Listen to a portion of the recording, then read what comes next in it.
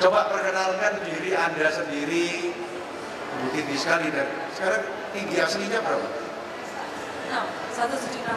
Aku 178 tapi kalah tinggi karena high heel-nya berapa senti ini? 10 senti. Oke, 176 beratnya berapa? 50. Nah, waktu itu Anda mewakili daerah mana? Saya mewakili daerah Sumatera Barat, Pak. Dari Padang. Sumatera Barat ketika memenangkan gelar Putri Indonesia pada bulan apa itu? Tanggal 1 Februari. 1 Februari tahun ini ya? Iya, tahun ini. Saya melihat kamu pertama kali pada waktu saya hadir di Sahid, pada waktu Anda menyertai mendampingi Miss Universe. Saya juga di Badan Promosi Pariwisata Indonesia bersama Ibu Yanti Sukamdhani yang tadi di sini. Kita 9 orang mendapat SK Presiden. Jadi BPPI itu mendampingi Kementerian Pariwisata dan Ekonomi Kreatif untuk membantu pengembangan pariwisata Indonesia. Dan karena Ibu Yanti tahun lalu menjadi sponsor Putri Indonesia, makanya ada perjanjian. Kalau di BPPI ada acara, maka kita boleh menampilkan Putri-Putri Indonesia. Coba perkenalkan dulu nama, hobi apa-apa, mungkin 1 menit untuk memperkenalkan diri Anda. Selamat sore semuanya. Assalamualaikum warahmatullahi wabarakatuh. Perkenalkan, nama saya Wulandari, saya Putri Indonesia 2013.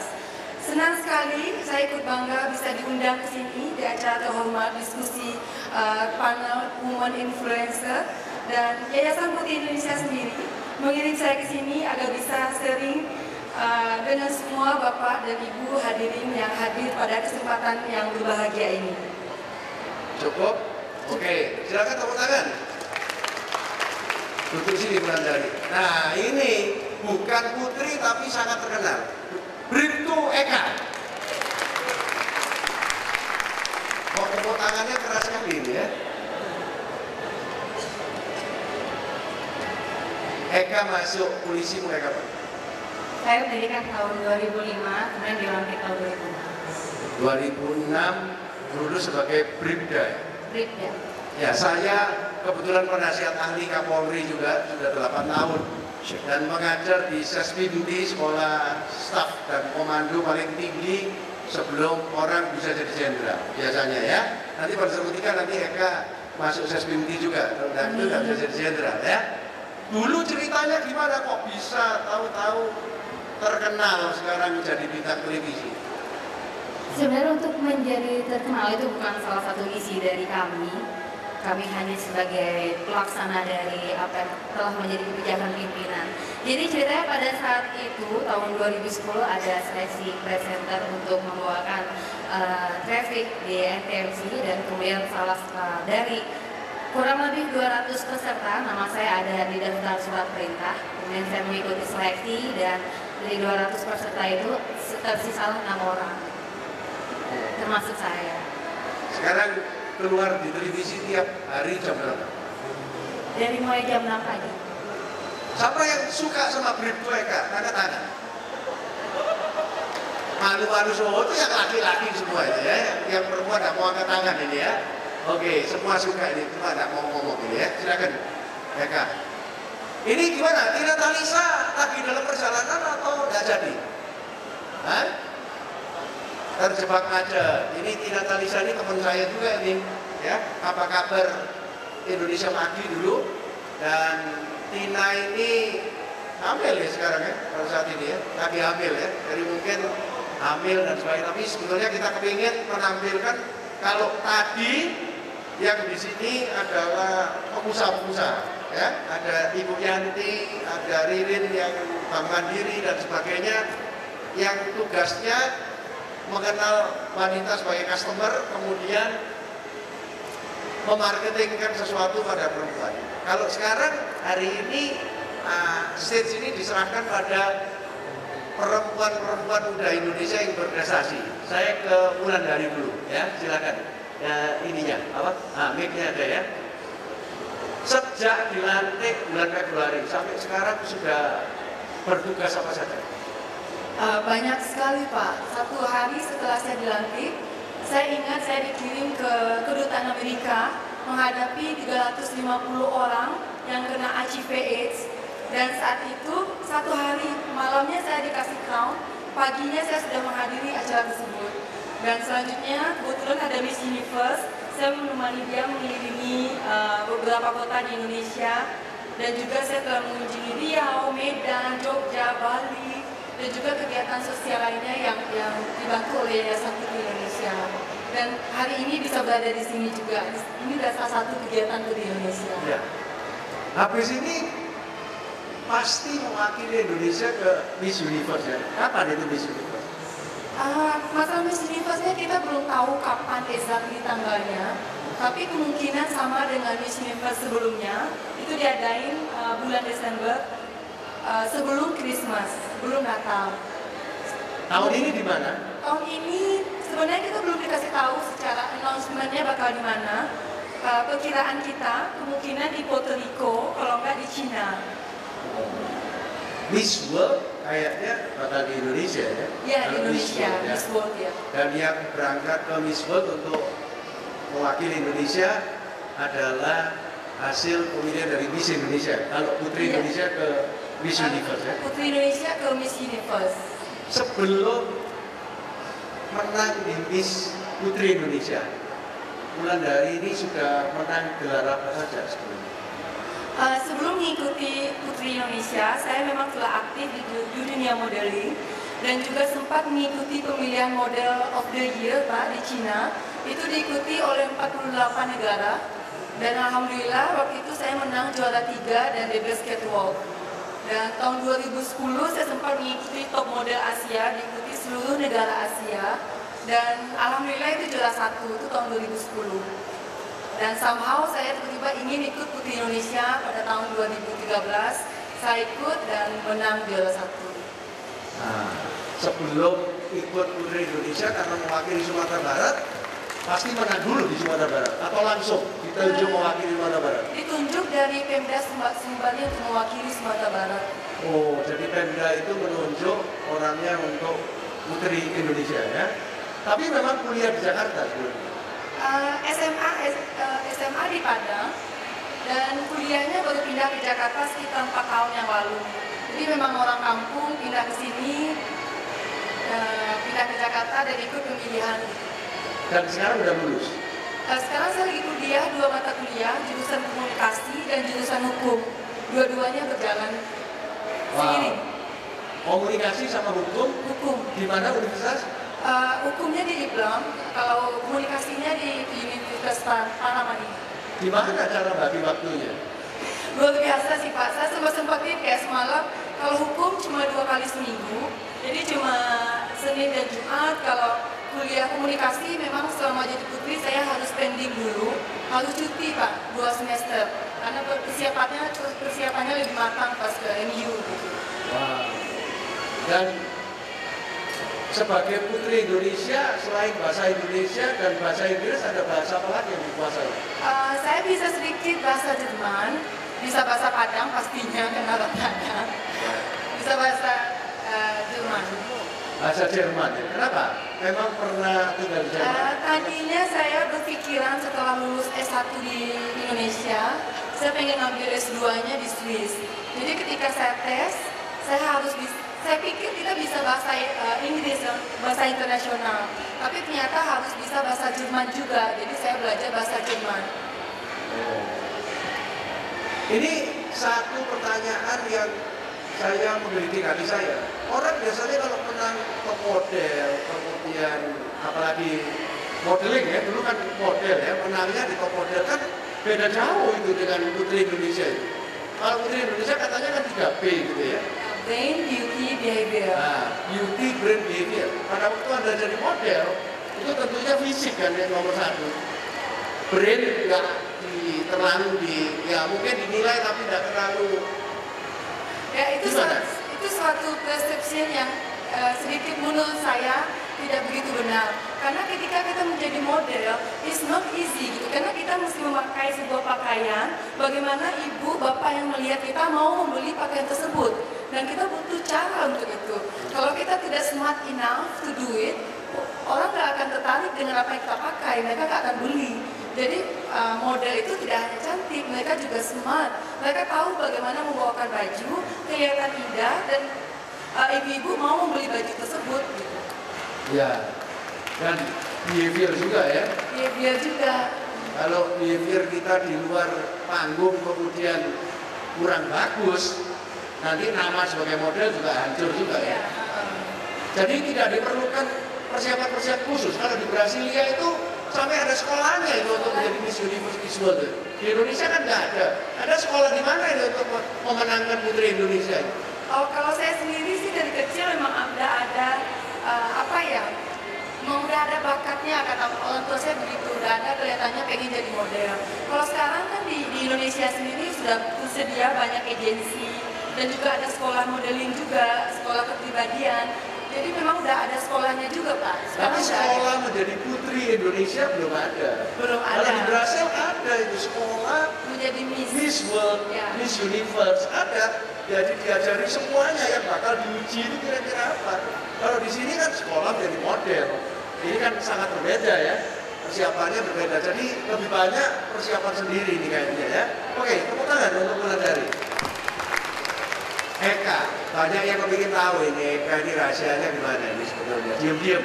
Dan saya tahu banyak yang jatuh cinta sama Eka lewat televisi. Pasti. Ya. Asli mana Eka? Saya Jakarta, tapi saya keturunan dari Jawa. Jawa mana? Papa mama saya Jawa Tengah. Dari kota mana? Dari Purwokerto. Dua-dua? Dan tadi dari Pemalang. Asli Jawa. Masih bisa bahasa Jawa? Enggak, karena saya lagi di Jakarta. Tapi kalau ada orang berbicara bahasa Jawa, saya mengerti. Tapi Anda bangga enggak sebagai orang berdarah Jawa? Wulandari tadi bangga, saya dari Padang loh. Dan aksennya masih aksen Minang ini. Tapi kalau Eka saya lihat saya orang Jawa, saya tahu aksen Jawanya udah hilang ini. Masih bisa bahasa Jawa? Bisa. Bahasa Jawa yang halus bisa? Promo Inggit? Ya, kalau yang halus tidak bisa. Oke, lulus SMA di mana Bu? SMA saya lulusan SMA Negeri 80 Jakarta Utara tahun 2005. Langsung masuk Akpol? Saya selesai sekolah, kebetulan umur saya belum 17 tahun, jadi saya sempat cari-cari pengalaman seperti kerja-kerja yang sifatnya tidak tetap. Kemudian saya melihat ada pendaftaran polisi Bintara, tapi bukan Akpol. Ya, saya mencoba untuk SPN ya? SPN? Iya, Sepolwan. Oh, Sekolah polisi wanita. Di mana itu Sepolwan? Sekolah di Ciputat. Cuma ada satu sebenarnya? Cuma ada satu di Indonesia. Dan tiap tahun terima berapa orang Sepolwan? Pada zaman saya, kebijakannya 1 tahun 2 kali penerimaan, tapi kalau untuk sekarang 1 tahun hanya sekali penerimaan. Berapa orang sekarang? Kuotanya berbeda-beda Bapak, kalau untuk tahun ini kuotanya hanya 200. Dulu orang secantik kamu kok bisa mikir mau jadi polisi, itu gimana sih? Sebenarnya cantik itu relatif, dan polisi wanita itu semuanya cantik Pak. Kalau ganteng bukan polisi wanita. Ya, oke. Nah, kok kamu dulu ingin jadi polisi, kok pengen jadi model kayak Ulan gitu, gimana? Tadi saya mendengar mbaknya bahwa keinginan menjadi model itu dari kecil ya Mbak. Sama, saya juga. Saya menginginkan menjadi polisi itu memang sudah panggilan hati. Saya menginginkan menjadi seorang polisi, tapi pada waktu saya kecil saya belum tahu itu namanya apa. Saya hanya melihat dari papa saya adalah seorang tentara, jadi mungkin darah itu juga mengalir ke saya. Tapi saya selalu bertanya sama mama saya ketika saya sering melihat film-film action, "Mah, kalau saya mau jadi detektif itu, aku mau jadi detektif itu jadi apa? Jadi polisi." Nah, situlah saya niatnya, saya jadi polisi aja. Jadi mulai umur berapa kepengen jadi polisi? Sejak SMP. SMP. Jadi begitu SMA lulus, daftarnya cuma Sepolwan atau daftar yang lain juga? Saya daftar sekolah saja. Saja? Padahal yang daftar berapa orang? Yang diterima berapa orang waktu itu? Pada waktu itu yang pendaftaran Polwan dari Bekasi sebanyak 200 peserta. Tapi karena saya daftar dari Bekasi, kemudian di Bekasi sendiri diterima hanya 3 orang. 200 orang diterima 3 orang?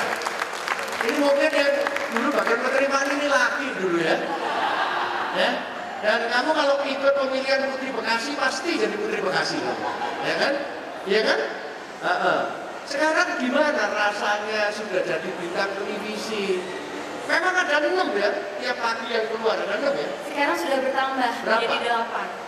Berapa? 8. Ada 8, tapi yang paling terkenal itu Bribtu Eka. Ya? Jadi saya minta pada Wakapolri ini langsung ini, karena Pak Nanan itu teman saya. Ya, datang di sini waktu pembukaan opening Jakarta Marketing Week bersama Jokowi 1 Mei waktu ulang tahun Magnas malam datang sini. Jadi aku pesen-pesen harus Bribtu Eka. Karena ini permintaan customer ini, ya kan? Ini permintaan audiens ini. Ya apa rasanya sekarang Anda terkenal? Ada kemana-mana pasti, oh ini Eka, gitu sekarang.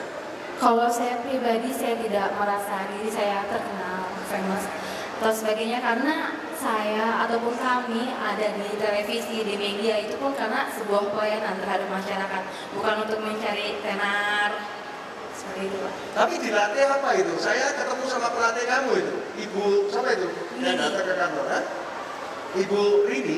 Ya, dia bilang katanya dilatih perut, kemudian suara perut, kemudian tampil di televisi itu gimana? Dilatih apa saja? Jadi pada saat rekrutmen sebanyak kurang lebih 200 peserta itu, kami langsung diadakan tes. Dan itu hanya berjalan 2 minggu karena pada tahun 2010 itu memang targetnya membawakan traffic pada saat operasi lilin, yaitu perayaan Natal dan Tahun Baru. Jadi kami hanya mendapatkan pelatihan kurang lebih 2 minggu untuk bisa tampil di TV membacakan berita informasi lalu lintas. Tapi sekarang masih dilatih terus kan? Apa yang harus dikuasai untuk tampil di TV?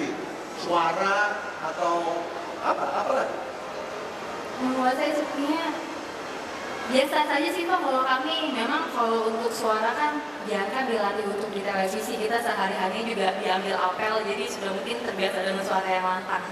Ya tapi sekarang kalau jalan di mana-mana, kalau dulu sebelum tampil TV jarang ada yang kenal, tapi sekarang pasti ada yang kenal loh. Mungkin masyarakat agak kurang fokus kalau saya tidak menggunakan pakaian dinas. Iya, kalau pakai pakaian dinas ini pasti tahu kan. Pasti tahu. Jadi ini diferensiasinya ini. Ya, saya pikir pakaian dinas saja terus. So kalau Eka nggak pakai pakaian dinas, dianggap sama aja sama yang lain-lain. Iya dong, lihat itu penyanyi polisi dulu yang masuk di YouTube itu siapa? Namanya? Norman itu begitu dia ada di polisi lagi, nggak terkenal lagi. Karena yang bersuara kayak begitu itu biasa banyak itu. Tapi ketika dia pakai seragam polisi, orang bilang, loh polisi kok bisa kayak gitu? Ya kan, Pak Nanan sendiri bilang, salah itu. Kalau saya bina dan tetap supaya berada di kepolisian, dan kepolisiannya untung, punya aset seperti dia, dan kemudian dia juga untung karena diferensiasinya justru karena dia pada polisi. Tapi sayang ya, saya tidak tahu settingnya gimana, mungkin ada situasi lokal dan sebagainya sampai akhirnya tidak berada di polisi. Jadi Eka di polisi saja tetap. Saya tetap cinta Polri. Karena akan menjadi aset untuk Polri bahwa polisi ada yang kayak begini, tapi juga untuk Anda sendiri juga beruntung karena dengan demikian Anda punya diferensiasi sendiri. Ulan dulu sebelum jadi Putri Indonesia, walaupun sudah jadi model ini, model ada banyak ya. Putri Indonesia cuma satu ya. Tiap tahun nggak gampang. Saya jadi juri Abang None Jakarta 9 kali berturut-turut. Saya jadi juri Putri Pariwisata Indonesia, Cakning Surabaya, macam-macam, tapi belum pernah jadi juri Putri Indonesia. Memang nggak gampang. Harus hebat, konsisten selama masa karantina, karena dia mati terus stres pokoknya, ya. Dan sesudah jadi pun tetap stres. Karena selama setahun nggak boleh salah. Nah, sebagai manusia bagaimana nggak salah? Oh namanya manusia, banyak godaan, banyak temptation, banyak apa. Tapi orang seperti Wulandari ini mulai dari saat dia masuk karantina, semua mata melihat dia. Bukan cuma juri aja, panitia juga bisa kasih masukan pada juri. Ini nggak disiplin, ini apa? Saya tahu semua. Tapi menurut Wulandari, jawab yang jujur ini kalau orang bilang, kadang bilang cocok enggak ini? Cocok enggak ini? Worth it enggak ini? Perjuangan kos yang dikeluarkan ini. dengan hasil yang didapat sekarang. Anda kan Saya selama kerja Pak. lucu ya jadi Putri Indonesia. Atau nyesel? Tahu gitu aku udah ikut Putri Indonesia. Enggak dong Pak, ini enggak sama sekali. Malah saya merasa sangat bahagia karena saya yakin seluruh para putri di Indonesia mempunyai impian yang sama seperti saya, merasakan menjadi Putri Indonesia. Jadi nggak ada rasanya penyesalan. Memang saya targetnya ketika saya masuk, saya ingin juara gitu. Saya nggak pengen setengah-setengah ikut berpartisipasi saja. Saya nggak mau. Saya ikut, saya ingin hasilnya yang terbaik gitu Pak. Dan ketika mengiringi Miss Universe pada waktu itu saya lihat Miss Universe itu kalah tinggi sama Wulandari ya. Ya. Kayak adiknya sebelah lebih pendek ya. Dan Wulandari itu jalannya lebih tegak daripada Miss Universe. What is your opinion about Miss Universe ya? Setelah berkumpul selama berapa? 2 minggu ya? 10 hari sama satu What is hotel, your satu opinion tempat about that? tidur. She's really nice girl Pak. She's Kenapa? really nice. Dan sampai sekarang pun, Ula masih tetap berkomunikasi dengan dia, masih tetap WhatsApp dia masih nanyain apa kabar, bagaimana kesiapan ke Miss Universe. Cuma memang dia kadang-kadang dia lebih bad mood dan dia nggak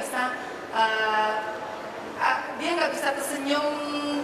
Kalau kita orang Indonesia, orang Minang apalagi kita tetap tersenyum secapek apapun. Kalau dia mungkin ketika dia capek, kita semua tahu dia lagi bad mood dan kita nggak berani mengganggu gitu. Jadi itu sifat, cuma kalau yang lainnya dia nice, dia sangat friendly gitu. Jadi mestinya kamu yang jadi Miss Universe ini, ya kan? Amin ya Pak. Saya berani bertaruh nanti kalau kamu nanti tetap mempertahankan performa seperti ini. Perempuan itu kan good mood, bad mood ya. Makanya IQ itu lebih susah daripada IQ. IQ itu pokoknya belajar, ditingkatkan terus, tapi IQ itu kan kontrol diri, lihat situasi. Apalagi perempuan berangkat dari rumah, good mood, sampai sini, tuh, itu ada musuh saya di situ. Nah, bisa bad mood, bisa begitu kalau perempuan. Nah, kecerdasan emosional itu dibuktikan dengan cara mengontrol diri, betul ya? Mengontrol diri. Tapi pengontrolan diri itu memang nanti harus terekspres pakai SQ, spiritual, intelligent, harus jujur. Nah, ini susahnya pada waktu capek. Sekarang ini mungkin capek ini, ya toh? Ini apa ini? Kok ngomong di mall orangnya nggak kenal semua apa? Bukan saya sama marketing, cuma ini karena ditugasin aja ini. So, how you control yourself pada waktu kamu betul-betul bad mood? Aku minta jawabannya jujur, gimana?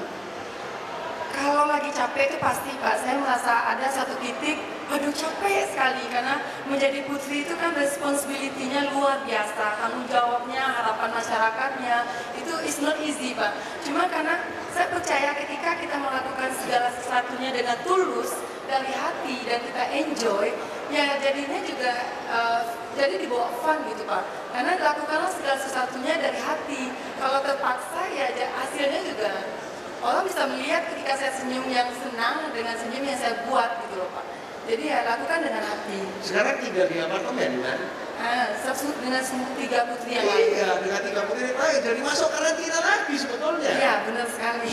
Nggak boleh pulang ini, kontrak setahun ini, bayangkan ini. Pertama mungkin senang, tapi kalau sudah dijalanin mungkin. Lama-lama berat juga. Namanya orang ditaruh di apartemen bersama putri-putri yang lain, semua dikasih, ada hadiah mobil dan sebagainya, tapi bagaimanapun juga sebagai manusia bener nggak, Bulan ya? Juga kadang-kadang ada titik-titik nadir ya, di mana kita titik nadir walaupun di bawah fun. Terus gimana itu cara ngatasinya? Kalau ngatasinya karena di apartemen itu ada juara 2, juara 3. Jadi kita kalau malam paling kita cerita seru-seru, teleponan sama keluarga. Karena memang saat ini setelah saya menang, saya belum pernah pulang ke Padang, belum ketemu keluarga sama sekali. Jadi ya teman-teman di karantina lah, ada Chef Ron dan juga ibu-ibu yang nemanin kita itu menjadi keluarga gitu. Jadi itulah salah satu penyemangatnya karena tujuan saya adalah bagaimana Putri Indonesia memilih putri yang terbaik gitu loh Pak. Tapi untungnya orang Sumatera Barat itu semua punya jiwa perantauan kan, ya. Merantau katanya untuk orang Padang, betul ya? Kalau belum berhasil jangan pulang.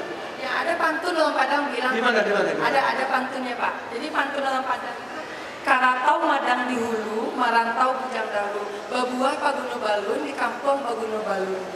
Artinya? Jadi, artinya ketika kita muda, pergilah merantau, ketika udah sukses di rantau, pulanglah membangun kampung. Itu udah tradisi kita ketika kita kecil udah ditanamin seperti itu gitu, Pak. Jadi kamu sekarang berada di luar Padang untuk mencapai sesuatu loh. Kalau belum sukses jangan pulang. Ya, boleh pulang juga, Nggak Pak. boleh pulang. Dan harus nyumbang juga ini, ya, ke kampung halaman ini ya. Iya, Sudah mulai nyumbang, mulai nyumbang. Lewat Bank Nagari. Bank daerahnya kan Bank Nagari ini. Bank Nagari, ya. Dan yang mesti nyumbang ini. Orang-orang Minang yang di luar Padang kan biasanya ngumpulin duit itu, masuk ke sana. Jadi selama 1 tahun ini nggak bisa punya pacar. Kalau ada Sorry, ini personal question. Gimana? Kamu kalau punya pacar sebelum jadi Putri Indonesia terpaksa sekarang dibilangin untuk sementara hold on dulu 1 tahun. Gimana? sementara di break dulu. Kamu betul itu di break? Ya, gimana ya, Pak? Nggak tahu juga. Oke, jadi sekarang free fight ya. Anda juga punya kesempatan ini ya. Kalau Eka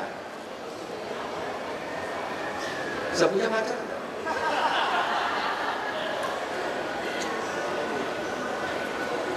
Alhamdulillah sudah. Oh, sudah tutup. Anda enak, nggak usah di karantina kayak dia. Anda tetap pulang rumah kan? Kebetulan saya tidak pulang ke rumah, Pak. Saya hanya punya waktu pulang ke rumah itu dalam 1 minggu 2 hari. 1 minggu 2 hari. 2 hari. Jadi tinggal di mana? Kami Polwan Polda Metro Jaya yang masih single, wajib tinggal di mes. Sama aja kayak karantina juga. Oh my God, jadi Polwan Metro itu yang masih single harus tinggal di Harus mana? tinggal di mes, tiap malam ada apel malam. Tiap malam ada apel malam, jam berapa? Jam 7. Jadi nggak bisa nonton midnight. Tiap hari apa pulangnya? Tiap hari apa pulang? Seminggu? Kami dapat izin berlibur itu dari hari Jumat sampai dengan hari Minggu. Cuman karena hari Jumat dan hari Sabtu kadang masih banyak kegiatan, jadi kami hanya menyempatkan hari Minggu. Itu pun kalau tidak ada kegiatan di hari Minggu. Nah, pacarnya jadi mesti nunggu weekend baru bisa ketemu. Iya, Pak. Kebetulan pacar saya di Lampung, jadi kami jarak jauh. Kami pacaran hanya melalui telepon, jadi ketemunya 2 bulan sekali. Polisi juga ya? Kebetulan polisi juga. Nah, saya bisa tebak ini. Kombespol, AKBP, Kompol, Masih itu. Oh, berarti cuma beda 3-4 angkatan ya? Kalau pacar saya dari Akpol, kalau saya dari... Iya, tapi beda berapa tahun masuknya? Kami kebetulan 1 angkatan. Oh, 1 angkatan, cuma kamu masuk SPN, dia masuk Akpol. Nanti tak cari nanti di lapor. Aku gampang nyari kalau polisi gitu aja, tak cari lewat Kapoldanya mesti ketemu. Ya, nah, kamu kenapa kok dulu kepingin jadi polisi katanya papanya tentara, tapi sekarang pacar polisi lagi. Sekarang dengan citra polisi lagi terpuruk kayak gini, sorry nih, ini kan hampir semua polisi cuma ngakui. Gimana kamu jadi polisi? Malu, bangga, atau apa yang akan kamu lakukan untuk membela supaya citra polisi ini naik lagi? Berbicara tentang citra polisi, berbicara itu tentang opini masyarakat. Dan saja masyarakat berbicara seperti itu, baik buruknya tetap kami tampung. Yang penting, terpenting buat kami, jiwa raga pengabdian kami untuk Indonesia, untuk masyarakat. Jadi tidak peduli ya? Tidak peduli, dan saya tetap bangga untuk menjadi seorang anggota Polri. Tepuk tangan dong. Eka, saya percaya pada youth, karena itu hari kelima Jakarta Marketing Week ini kita dedikasikan untuk anak muda. Kemarin yang ngomong di sini Billy Boon, kemudian ada Ryan, ada Panji dan sebagai tokoh-tokoh anak muda. Hari ini women dan besok lagi netizen, youth, women, netizen. Saya mengatakan, oh Tina, silakan. Tepuk tangan dong. Ini idola saya nih dari dulu di layar kaca, ya. Silakan ya, silakan. Ini Tina Talisa. Hanya ada satu Tina Talisa juga di Indonesia, ya. Nah, youth movement netizen itu saya sangat percaya bahwa masa depan Indonesia jangan dibiarkan kepada senior, tapi yang muda ini jangan diserahkan pada orang laki-laki. Saya selalu bilang laki itu mengandalkan money, sex, and power. Use money to get sex and power, use sex to get money and power, use power to get money and sex. Tapi anak muda tidak begitu. Yang korupsi yang senior, yang demonstrasi anak muda. Perempuan juga begitu. Mohon maaf, saya juga penasihat ahli Kapolri. Jadi kalau di Mabes Polri kita ngomong, kita memang kepingin untuk menaikkan citra polisi di atas. Kemana ini sekarang? Ya, toh? Ditaruh di lalu lintas, di mana. Paling enggak kalau perempuan itu mau melakukan sesuatu yang aneh-aneh itu pikirnya 10 kali. Nggak kayak laki ya, nggak kayak laki. Jadi polisi Indonesia, terutama yang muda, yang perempuan, dan polisi-polisi Indonesia yang techy, yang biasa pakai internet, pakai Twitter dan sebagainya, itulah harapan polisi untuk menaikkan citra polisi yang pada saat ini lagi lonjak. Tina Talisa ini pernah sama saya dan Renat Kasali ada di Mabes Polri ketika ada Rapim Polri barusan ini. Eka ada di situ nggak? Saat itu kayaknya nggak ada ya? Mereka di PTIK waktu itu. Nah, jadi Tina ini dokter gigi, tapi terus akhirnya terkenal di TV dan pada waktu dia kerja di TV itu, di TV One terutama di pagi hari dan di malam hari, tapi dia mengasuh yang macam-macam, dia menciptakan era baru. Bagaimana melakukan interview secara tajam, dan karena perempuan yang mengatakan itu politisi kalau yang ditanya nggak bisa ngomong apa-apa. Itu kalau ditanya yang laki itu bisa marah gitu ya. Tapi kalau ditanya perempuan itu kan kayak perempuan tadi. Bu Syana di sini mengatakan yang mendirikan Masya itu perempuan itu punya kekuatan tapi punya kelemahan. Tapi kelemahannya bisa dipakai untuk kekuatan seringkali. Yaitu karena orang kelihatan perempuan itu nggak bisa lah mau marah apa-apa.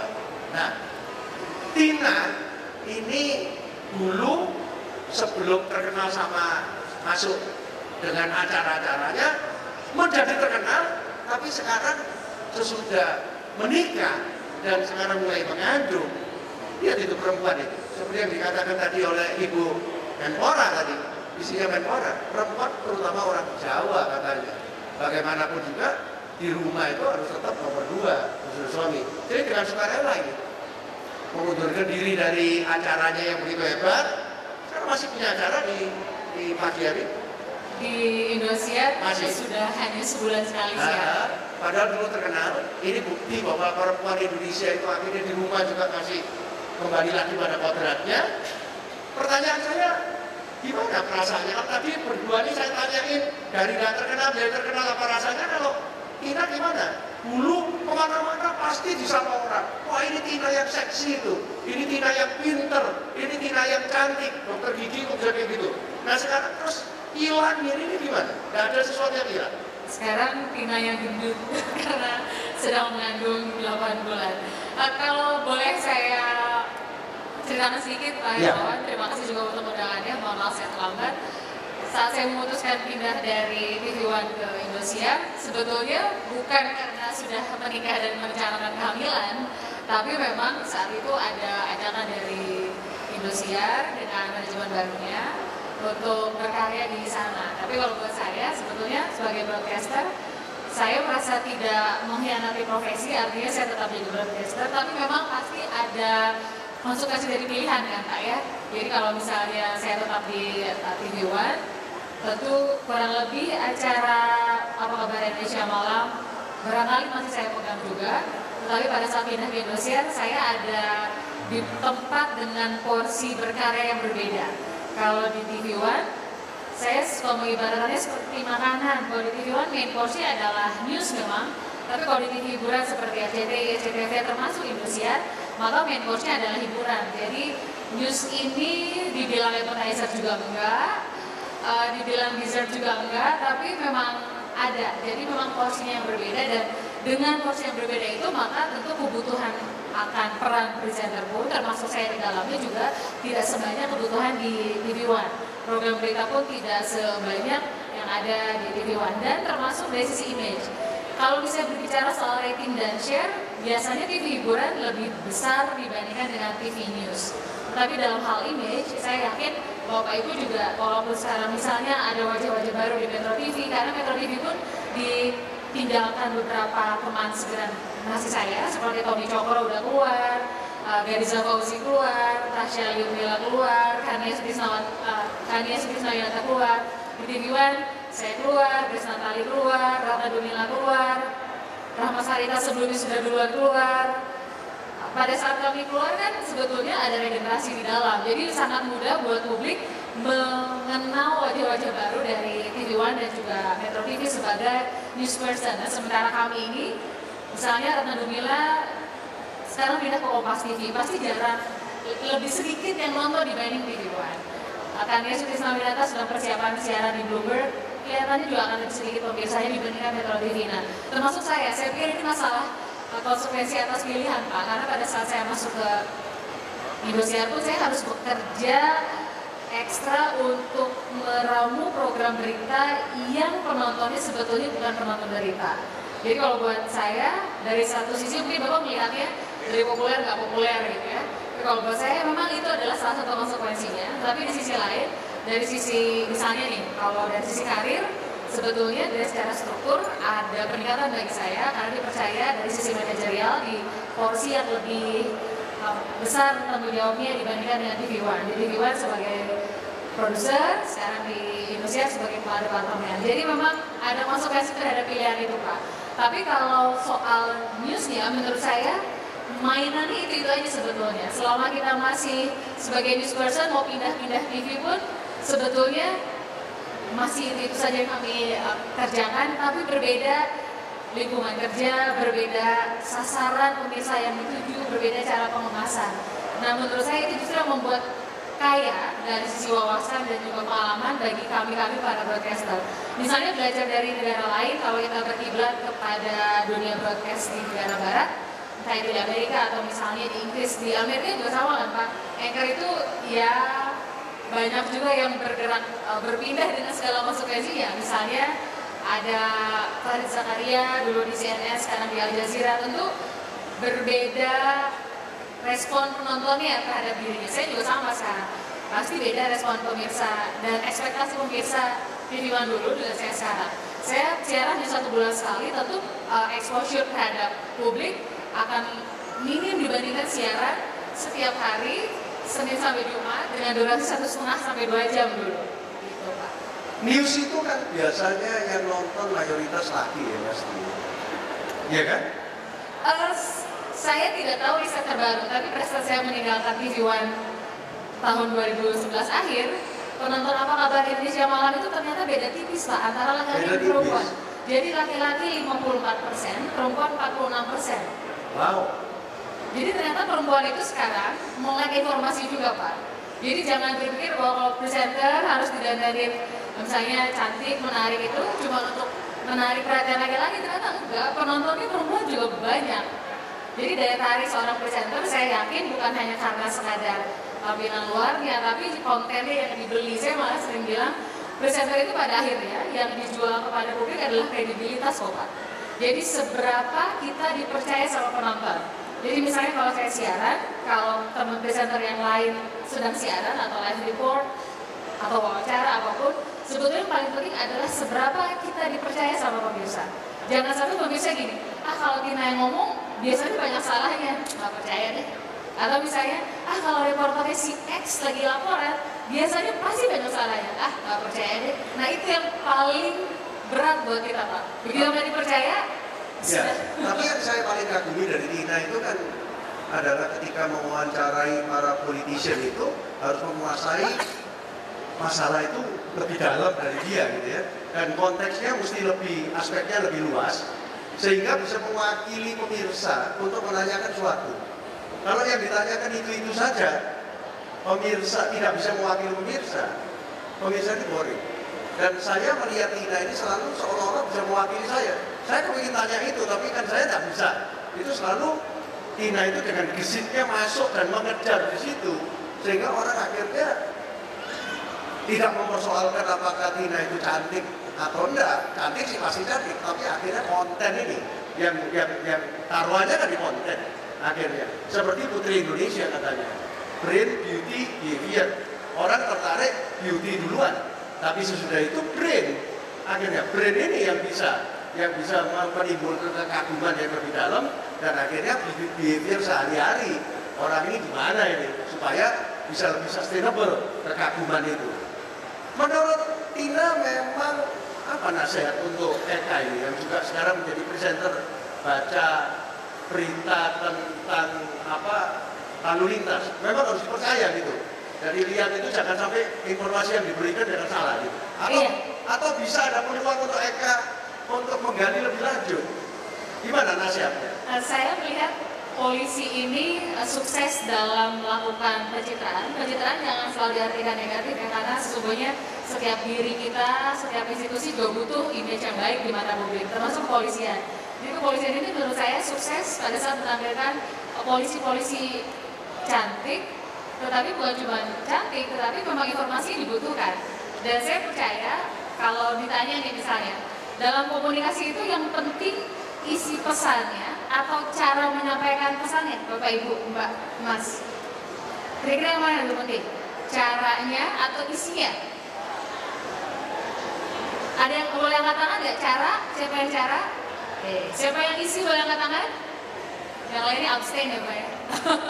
Yang lainnya golput. Saya memilih dan. Jadi cara dan isi pesan sama-sama penting. Isi pesan dan cara menyampaikan sama-sama penting. Tetapi yang berikut juga adalah the messenger is the message itself. Jadi kalau penyampaian pesannya itu nggak kredibel, misalnya gini, Mbak Eka ini kan pakai pakaian polisi dan emang beneran polisi.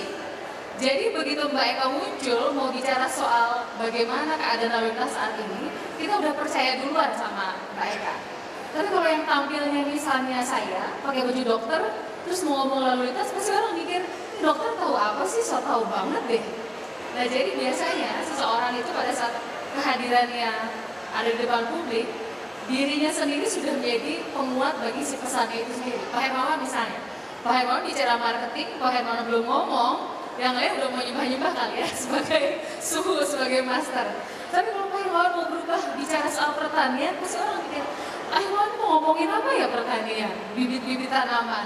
Ngerti apa Pak Hermawan? Jadi Mbak Eka, menurut saya pada saat tampil saja orang sudah punya dan menaruh ekspektasi pada Mbak Eka. Tinggal Mbak Eka dan teman-temannya bagaimana membuat kepercayaan itu bertambah dengan menyampaikan informasi yang akurat, yang terpercaya dengan cara yang menarik.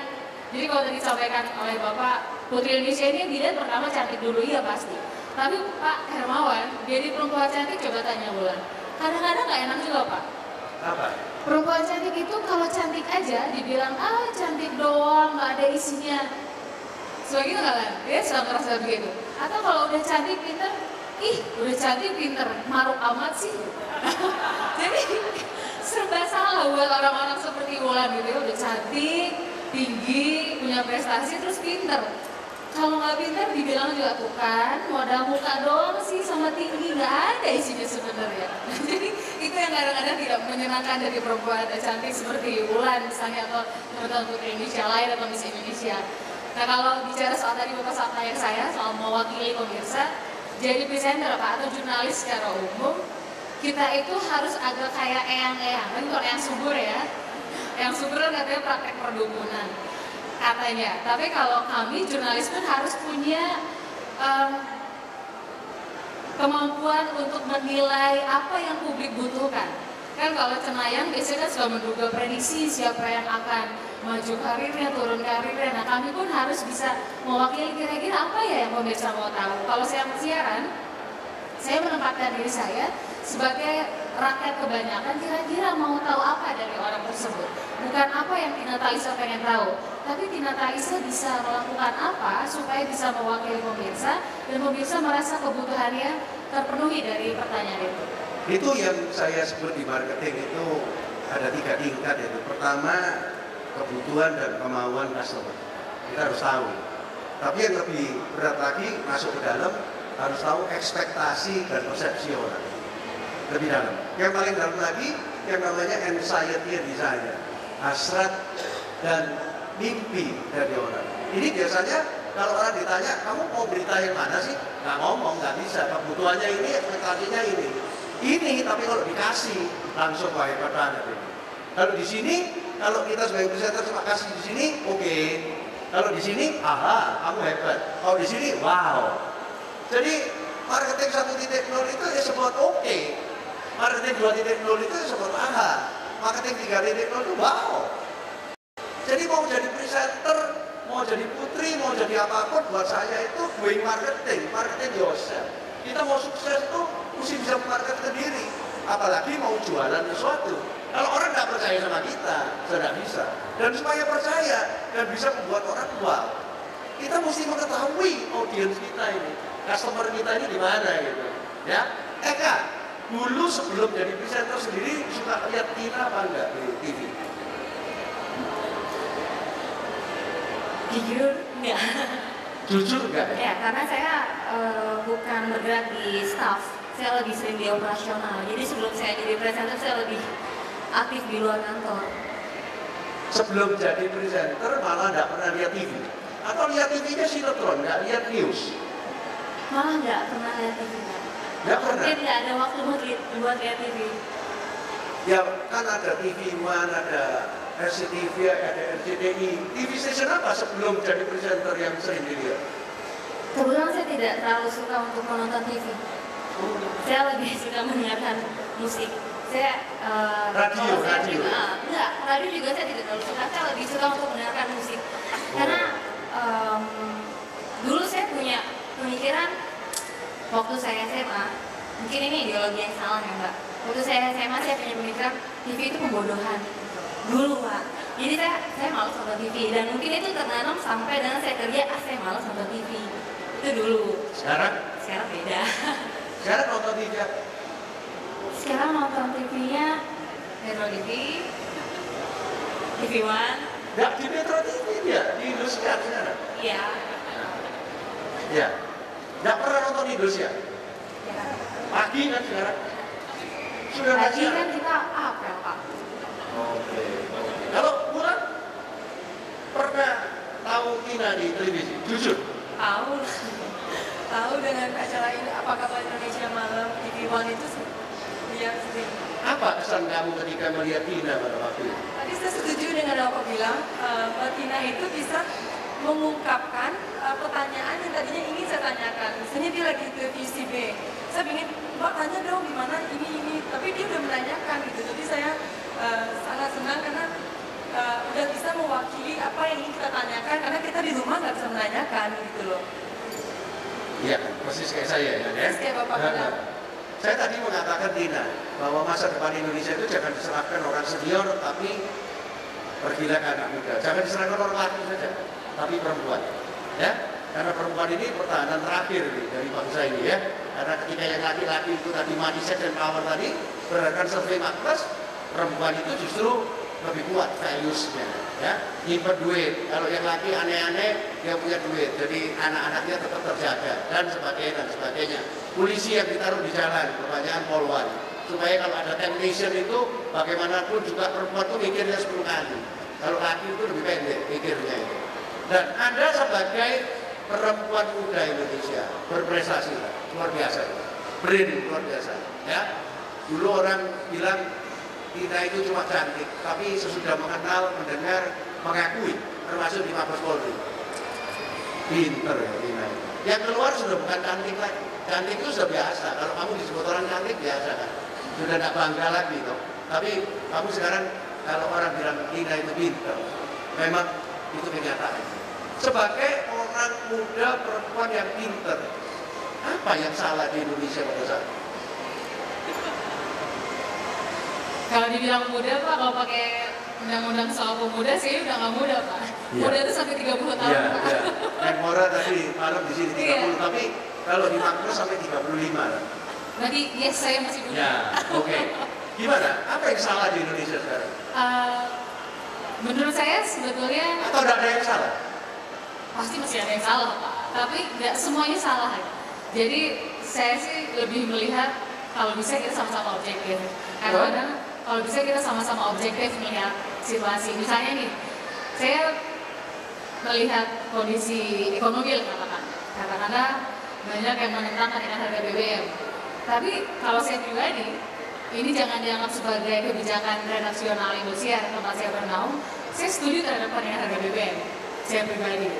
Tapi misalnya di sisi lain ada yang nggak sepakat dengan segala argumentasinya. Jadi kalau dikatakan salah, bukan salah ya menurut saya, tapi orang Indonesia ini sedang menikmati masa-masa keemasannya untuk punya kebebasan dalam banyak hal. Karena itulah kemudian seringkali masing-masing pihak itu menilai pihak lainnya kemudian dalam kondisi yang salah. Demikian sebaliknya Pak. Jadi kita kan sedang menikmati ini bebas banget Pak. Mau berpikir, mau bertindak, bebas semuanya. Kita bandingkan dengan negara tetangga. Seperti besok misalnya pemilu di Malaysia, itu kan kalau saya bandingkan dengan profesi saya, jurnalis, di sana tuh nggak ada menurut jurnalis Indonesia, nggak ada enak-enaknya jadi wartawan di Malaysia. Iya, Nggak ada enak-enaknya jadi wartawan di Malaysia. semua dibatasi. Semua dibatasi. Media yang dianggap paling kritis sekalipun nggak ada apa-apa dibandingkan media di Indonesia. Kemudian kebebasan berekspresi. Kita suka kesel sama polisi misalnya. Sementara kalau di Malaysia bakar ban aja udah heboh banget. Padahal kita bakar ban tuh udah sering banget kita lihat. Meskipun bukan berarti itu hal yang ingin kita budayakan, tetapi saya melihat bahwa kita sedang sebetulnya menikmati kejayaan masa-masa keemasan kebebasan itu Pak. Jadi pada saat dikatakan apa yang salah, pasti masih banyak yang mismatch itu antara pihak satu yang bergerak dan bergerak yang lain. Contohnya misalnya media dianggap banyak salah yang pembodohan. Saya juga sepakat kok media itu kita nggak anti kritik dan kita sadar masih banyak kekurangan. Ada yang mengatakan misalnya media itu bergerak terlalu cepat dibandingkan kecerdasan dan kemampuan menangkap pemirsanya. Misalnya itu persoalan begitu. Tapi di sisi lain media juga bisa menyampaikan argumentasi bahwa ternyata penonton berita, kalau dulu pada saat saya di TV One, kita berpikiran yang nonton berita itu cuma Pak Hermawan, Wulan, Mbak Eka, dan Bapak Ibu di sini. Artinya pendidikannya menengah atas, kehidupan ekonomi sosial ekonomi menengah atas, ternyata enggak Pak. Pada saat saya di TV One, kalau saya ke pasar misalnya ada keperluan, ada yang nanya, Mbak Tina nanti kira-kira pemilu di partai apa ya? Terus dulu Nasdem belum jadi partai. Ada yang nanya, Mbak Tina, menurut Mbak Tina Nasdem jadi partai nggak? Itu yang nanya tuh orang di pasar yang usahanya juga tidak terlalu besar. Kemudian bisa tukang ojek nanya, Mbak Tina Nazarudin waktu itu belum ditangkap. Sekarang kira-kira ada di mana ya? Itu artinya kita suka underestimate terhadap masyarakat kita sendiri. Termasuk misalnya kalau dikatakan apa yang salah, saya mengajak sebetulnya lebih positif melihatnya aja, bahwa yang salah iya, maksudnya masih ada yang nggak pas buat kita iya. Contohnya misalnya Bapak dalam jalanan saya tadi membandingkan tahun 2004 pada saat saya masih jadi jurnalis, kalau hari Sabtu saya paling senang masuk kerja. Saya lebih senang liburnya Minggu Senin atau liburnya Jumat Sabtu. Jadi salah satu hari di weekend saya memilih lebih senang bekerja. Karena jalan kosong, liputan kesana kemari enak banget. Kalau Jakarta kayaknya habis semuanya ke Bandung gitu atau keluar kota.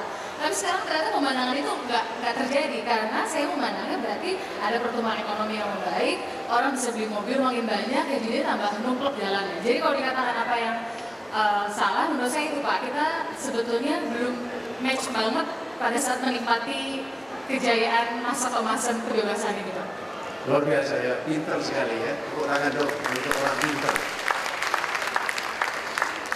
Standar dan keluar baru meragukan Indonesia karena pemerintah ragu-ragu menaikkan harga bensin. Ya, yang dikhawatirkan adalah investment grade kita turun. Sudah diakui investment grade, kemudian turun. Kalau itu terjadi, kemarin ada acara Metro TV 811 di sini, ada advisor keuangan, siapa namanya kemarin, CFA dari Amerika itu Saya tanya dia, saya bukan orang keuangan, saya tanya kalau sampai investment grade Anda diturunkan itu apa akibatnya? Wah, ini memang bahaya Pak. Investment di bidang properti itu bisa bubble dan kemudian juga harga-harga secara keseluruhan bisa turun sementara, gitu. Ya kan? Gimana? Ini menurut kita, ini sekaligus ya, ditanyain orang pinter ini. Meluruskan juga Pak Hermawan, dibilang katanya presenter itu selalu lebih pinter dari yang ditanya. Enggak Pak, jurnalis itu tahu banyak tapi nggak dalam-dalam amat. Jadi kami ini biasanya terlatih dan tercipta jadi seorang yang generalis, tahu banyak tapi nggak dalam-dalam amat. Beda sama pakar. Kalau pakar itu tahu dalam banget tapi satu bidang. Pak Hermawan banyak bidang juga. Tapi kalau jurnalis mesti tahu secomot-secomot tapi banyak hal. Nah kalau misalnya Bapak tanya spesifik soal investment grade dan apa pengaruhnya kalau kenaikan harga BBM tidak segera dilakukan, pasti jawaban saya nggak akan lebih oke dibanding para analis ekonomi. Tapi kalau saya lebih melihatnya, misalnya gini, kalau saya justru lebih tertarik kepada kenapa ragu-ragu menentukan sikapnya itu. Kenapa ragu-ragu menentukan sikap? Karena saya kan tadi sebut di awal, pada saat saya pindah ke Indonesia, misalnya ada konsekuensi atas pilihan saya. Dan memang sebetulnya sebagai institusi, sebagai negara, sebagai individu, kedewasaan kita kan dinilai diantaranya adalah sebagai seberapa mampu kita menerima konsekuensi atas pilihan. Nah, kalau misalnya ragu-ragu memutuskan soal harga BBM, misalnya menurut saya lebih kepada belum siap menerima konsekuensinya. Jadi kalau di demo ya wajar lah di demo gitu ya. Kalau menurut saya risiko di demo itu pasti ada. Contohnya Jokowi. Jokowi diprotes soal MRT oleh sekelompok masyarakat di antara yang ada di Blok A dan Fatmawati karena merasa usaha mereka akan terganggu kalau di daerah mereka dilewati oleh MRT yang elevated, yang jalan layang. Tapi Jokowi bilangnya, saya sih nggak apa-apa di demo sama sekelompok orang untuk sesuatu yang menjadi kebutuhan jutaan orang. Nah, barangkali nggak nyaman didengar sama yang demo, tapi kalau kita bandingkan dari sisi manfaat sama mudaratnya, ternyata lebih banyak manfaatnya. Kenapa nggak sama dengan kenaikan harga BBM menurut saya? Menurut saya sih, mendingan naikin sekarang aja gitu, jangan kelamaan. Kalau Eka sebagai polisi lalu lintas ini, kan lebih suka kalau harga bensin naik supaya orang lebih irit, jadi jalannya tidak terlalu rame.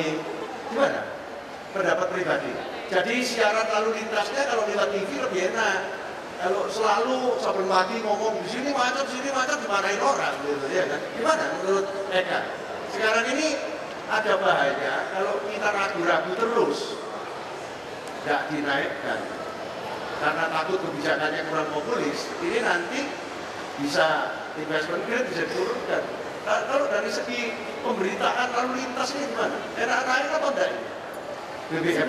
Sebenarnya saya setuju dengan apa yang disampaikan Mbak Tina, karena kita sering ragu-ragu dalam mengambil keputusan. Seperti halnya penerapan kontraflow belum lama itu pertama kali diterapkan semua orang teriak macet bla bla bla, tapi ternyata di sini itu bermanfaat.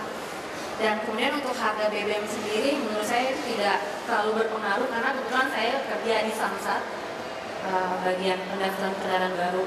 Sehari kami menerima berkas dan menyelesaikan STNK untuk Jakarta Selatan saja 900 STNK baru dicetak per hari untuk Samsat Jakarta Selatan. Samsat Jakarta Selatan kok 900. Samsat. Jadi tambah 900 kendaraan. Iya, baik motor dan mobil. Wow. Jadi saya kira pengaruhnya sangat sedikit karena sebenarnya masyarakat Indonesia mampu untuk melakukan itu kan. Mampu, sebenarnya mereka mampu, cuma kenapa mereka merasa ya tadi benar yang disampaikan, ini kemasan yang mereka tidak siap sebenarnya. Iya, tapi kendaraan-kendaraan yang dipakai itu banyak, berapa persen yang memakai BBM bersubsidi?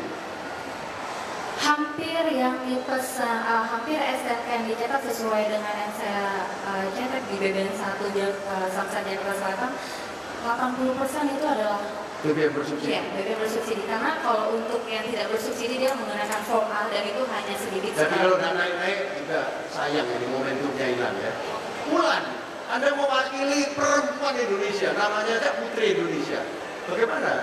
Apakah perempuan Indonesia ini senang kalau harga BBM naik? Kalau harga BBM naik, harga-harga rumah tangga naik semua. Perempuan-perempuan ini padahal katanya CFO the family yang mengalokasikan uang suami yang ada di rumah itu di bawah kekuasaan istri, itu nanti lebih sempit ini belanjanya. Gimana ini kalau BBM naik terus kemudian ini lagi gimana? Sebenarnya isu BBM naik kan udah nggak buat yang baru kita dengar. Kita udah sering dengar oh BBM akan naik, semuanya ada demo dan segala macam. Tapi akhirnya tuh naik juga. Akhirnya kita bisa juga menyesuaikan kenaikan BBM tersebut dengan biaya hidup gitu Pak. Jadi ya pinter-pinter kita bagaimana kita menyesuaikannya dengan si BBM yang naik tadi dengan kebutuhan rumah tangga gitu. Toh yang isu naik itu nggak tahun ini saja, ada beberapa tahun yang lalu BBM naik, terjadinya demo, tapi akhirnya naik juga toh gitu. Dan kita tetap juga melakukan dan menyesuaikan kebutuhan rumah tangga sesuai dengan harga tersebut. Gitu. Luar biasa ya, ditanya di BBM juga nyaut semua ini ya. Luar biasa, ini kan bukan pertanyaan biasa ini BBM gitu ya. Ya, sekarang pertanyaan terakhir, Tina. Saya 1 Mei di panggung ini juga waktu ulang tahun ke-23, kita ini 23 tahun ini. Jakarta Marketing Week ini akan diadakan tiap tahun di mall, karena mall ini simbol horisontalisasi, inclusivity, dan sosial. Jenderal ketemu sopir ya di sini tidak apa-apa sama-sama. Sehingga sudah ada 4 menteri ke sini, 1 Wamen, 30 bupati wali kota sudah ke sini. Pertama kaget semua. 1 Mei yang berdiri bicara di sini Profesor Anies Baswedan. Can you imagine? Saya kasih topik The New Indonesia in 2014. Apa mimpinya Indonesia baru 2014? Sesudah Anies Baswedan slang main di sana. Nah, ini untuk pertama kali slang juga ngomong. Saya biasanya main itu konsepnya ratusan ribu yang nonton. Ini sama Pak Hermawan disuruh main di mall, ya, yang nonton di sini. Tapi ternyata anehnya seorang Anies Baswedan harapannya terhadap Indonesia sesudah 2014 ke depan sama dengan slang. Artinya tidak perlu semua dilakukan oleh pemerintah. Program-program harus menjadi gerakan. Generasi baru, generasi muda ini harus lebih bagus dari generasi yang lalu.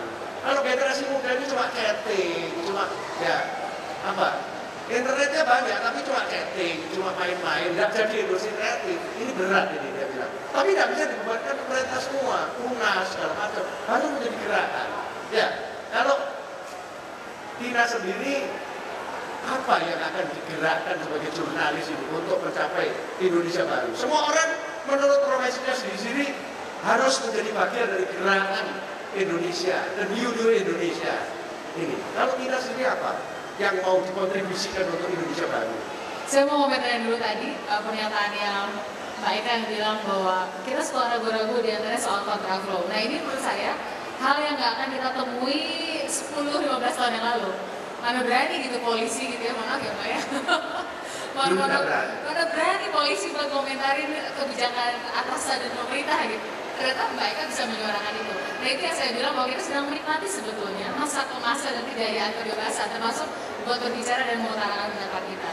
Kalau ditanya spesifik kepada saya soal apa sebetulnya bisa digerakkan, saya yakin kan sebetulnya setiap profesi bisa mengambil peran untuk berkontribusi. Jadi kalau ukurannya apa, seseorang bisa kemudian melakukan sesuatu, menurut saya passion dan kontribusi. Jadi kalau dia melakukan hal yang sesuai passionnya, dia kemungkinan besar bisa maksimal memberikan kontribusi. Jadi misalnya Mbak Eka pengen jadi polisi dari SMA, dari SMP, malah dari SMP. Nah di bidang yang memang menjadi passionnya dia pasti bisa memberikan kontribusi karena dia suka dan mencintai dari hati. Kalau berbicara soal saya ingin bergerak dari hal yang selama ini masih dianggap negatif soal media yang bisa saya lakukan dengan teman-teman di Indonesia. Contohnya misalnya media itu masih sering dikritik karena ketidakcerdikannya, ketidaktelitiannya dalam mengedukasi masyarakat. Dalam hal sederhana, barangkali saya pikir gak usah dari berapa. Contohnya misalnya pada saat kita membuat peliputan berita harga beras mahal, kemudian masyarakat memilih makan nasi yang dari singkong atau makan tiwul ya Pak, bahasa Jawa apa Pak kalau dari singkong itu Pak? Nggak tahu ya.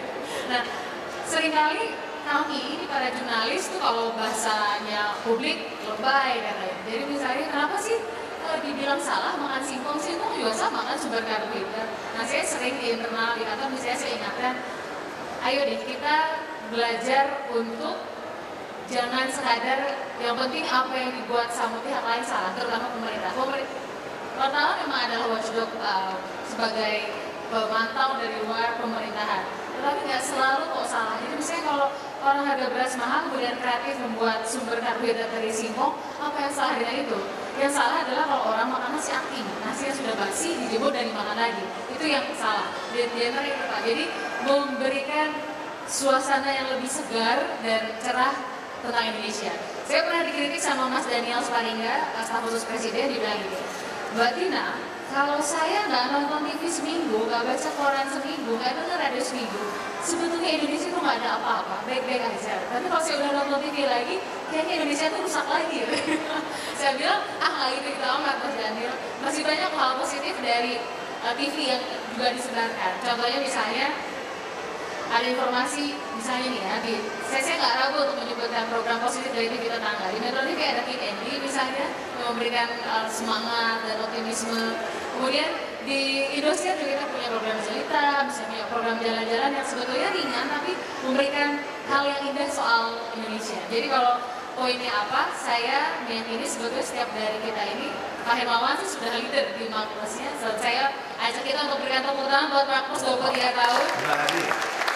Poinnya adalah sebetulnya saya suka dengan kutipan pernyataan ini Pak dari mantan Presiden Amerika Serikat John Quincy Adams. Kalimatnya adalah, if your actions make others dream more, learn more, do more, and become more, you are a leader. Jadi kita nggak usah harus nunggu jadi pemimpin struktural atau jadi pejabat publik untuk jadi pemimpin. Jadi pemimpin itu sesungguhnya dinilai dari seberapa inspiratif orang atau institusi atau organisasi tersebut. Kalau kita beraksi, kemudian apa yang kita lakukan membuat orang-orang lain bermimpi lebih, belajar lebih, berbuat lebih, dan menjadi lebih, sebetulnya kita adalah pemimpin. Dan saya yakin Pak Hermawan ini dan Makmus sudah menginspirasi orang lain untuk bermimpi lebih, belajar lebih, berbuat lebih, dan menjadi lebih. Jadi sesungguhnya Pak Hermawan adalah pemimpin Indonesia. Simbol of dream ya.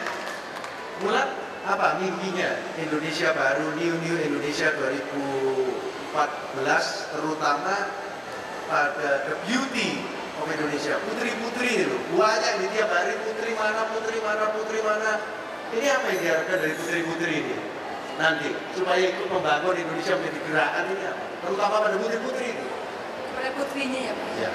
Karena saya percaya menjadi putri Indonesia, saya adalah duta dari apa yang ada di Indonesia. Kita bisa menceritakan apa yang ada, yang kita miliki di Indonesia dan menceritakan kepada dunia. Saya percaya, saya setuju dengan Kak Tina bilang, semua orang itu punya kontribusi sesuai dengan bidangnya masing-masing. Ketika saya menjadi putri saat ini, saya mempunyai kesempatan lebih untuk membicarakan, untuk membanggakan nama Indonesia ke ajang internasional. Dan saya menilai itu adalah bentuk kontribusi saya kepada Indonesia yang saya cintai. Gitu. Yang Anda harapkan dari putri Surabaya, putri Manokwari, putri apa ini tiap hari kan ada kontes putri di sekarang ya toh? 500 kabupaten ini ada putri. Mereka ini apa yang diharapkan itu? Saya mengharapkan seluruh pemilihan tersebut dapat membangun suatu Indonesia generasi muda yang mencintai lebih bangsanya gitu Pak. Meningkatkan rasa nasionalisme yang menurut saya itu tidak begitu tidak begitu kuat lagi di generasi muda gitu. Ketika saya melihat adik saya, ketika hari Kartini, ketika saya masih kecil seumuran dia, saya semangat sekali merayakan hari Kartini. Tapi ketika adik saya seumuran adik-adik di sini, saya ketika tanya gimana rasanya menyambut hari Kartini, mereka bilang, iya hari Kartini ya. Mereka rasa nasionalismenya kita berkurang, dan maka itulah yang perlu kita tanamkan, semangat untuk lebih mencintai negara kita Indonesia. Eka, apa harapannya pada polwan yang lain gitu? Ya, harapan saya sebagai seorang polisi wanita tentunya bagi polwan-polwan yang lain, kita melaksanakan tugas dengan hati. Kita bawa pekerjaan kita jangan menjadi beban, tapi lakukan ini adalah hobi. Jadi kalau kita melakukan hal ini sebagai hobi, kita akan enjoy. Kemudian juga menanggapi tentang permasalahan saat ini terjadi tentang Polri-nya sendiri, saya punya harapan besar bahwa ke depan polisi wanita dapat melayani masyarakat dengan pelayanan prima yang ikhlas, jujur, juga bersih, sehingga membuktikan bahwa biarkan saja orang berbicara apa tentang polri, opini mereka apa, tapi kita buktikan bahwa kita bekerja dengan hati dan untuk masyarakat. Ya, tepuk tangan untuk ketiga-tiganya. Sesi ini luar biasa. Saya sangat menikmati beauty, brain, behavior dari ketiganya ya, terutama beauty, brain, and behavior ya.